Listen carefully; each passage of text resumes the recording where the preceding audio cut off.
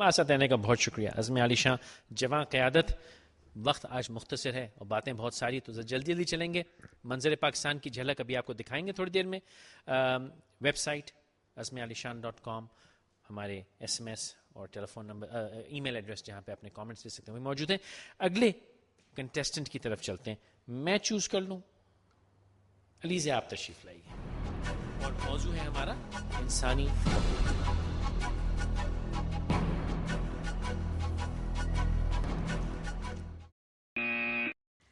2 दिन पहले news TV पर एक स्लाइड चल रही थी एंड देन उसके बाद एक news clip I.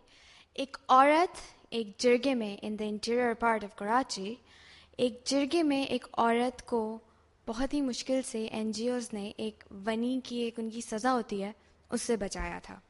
That's what human rights are in Pakistan at the moment. Now we're talking about human rights. Human rights basically hai kya?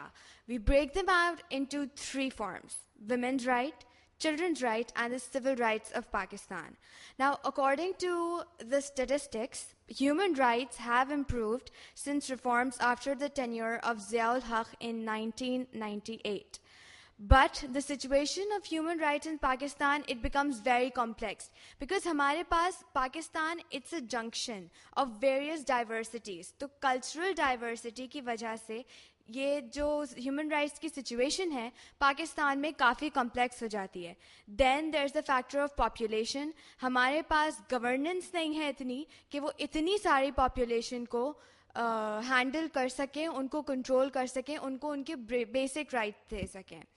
और फिर एक जो हमारी सबसे ज़्यादा क्लीशेड चीज़ है कि इट्स अ डेवलपिंग कंट्री, चीज़ों को बैठते बैठते टाइम लगेगा. कॉन्स्टिट्यूशन ऑफ पाकिस्तान के हिसाब से, कॉन्स्टिट्यूशन ऑफ पाकिस्तान जो बेसिक बिल्कुल फंडामेंटल राइट्स देती है वो है freedom of speech, freedom of religion, freedom of press and the right to bear arms, यानी कि हथियार रखने का राइट भी कॉन्स्टिट्यूशन ऑफ पाकिस्तान अपने सिविलियंस को देती है. मगर आजकल उनको किस तरह अब्यूज़ किया जा रहा है इस बहस में नहीं पड़ना है. अगर हम बात करें 3 हिस्सों में जो हमने ह्यूमन राइट को बांटा है, विमेंस राइट. विमेंस राइट इस वक्त हमारे पास वो सेक्टर है कि जो सबसे ज़्यादा बदहाली का शिकार है. वाई? बिकॉज इस्लामिक वैल्यूज़ को एक्सट्रीमिज़म पे जाकर इम्ब्रेस कर लेते हैं जब लोग, तो वो वुमेन्स राइट को बिल्कुल ही साइड में डाल देते हैं और विमेन को सोसाइटी का एक बिल्कुल यूजलेस सेक्टर बनाकर साइड में डाल दिया है लिटरली. बिकॉज अगर इंटीरियर में देखा जाए तो ऐसी रसूमात हैं कि उनको सुने तो आदमी 1 सेकेंड को चौंक जाए. देन उसके बाद, हालांकि ऐसा नहीं है कि इस्लाम में जो है वो विमेन को पोजीशन नहीं दी है, विमेन को बहुत ही एमिनेंट और प्रोमिनेंट पोजीशन दी गई है इस्लाम ने.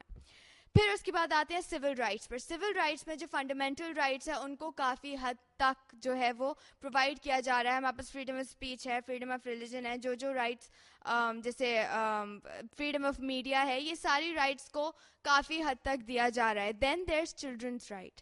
Children's right. थैंक यू जी. Marine,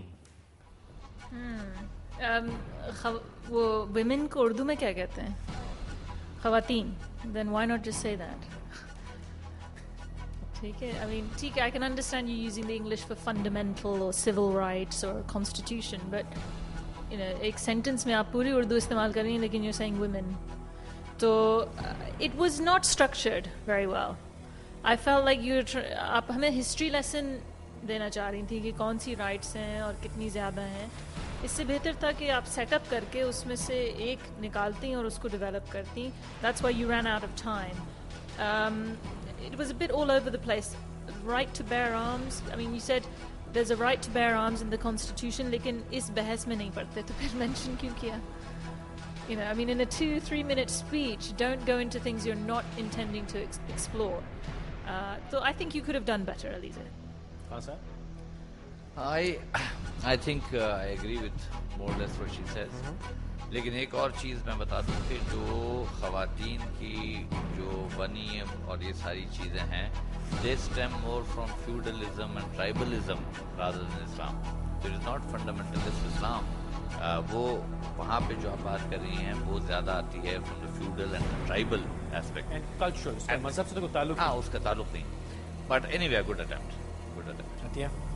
I thought he showed knowledge, giving sort of the different types of human rights and about governance and constitution and so forth.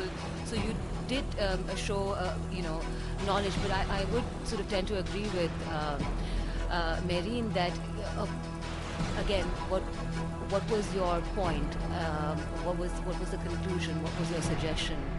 We didn't really get to that. इम्प्रोविजेशन, जब पहला buzzer बजा आपके पास 1 minute था, उसके बाद आपने 3 define करने शुरू किए और दूसरे पे ही रह गए हैं। आपको उसी वक्त इम्प्रोवाइज कर लेना चाहिए था कि यू ओवर रनिंग, और कंडेंस कर लेना चाहिए था, पंच ले आना चाहिए था।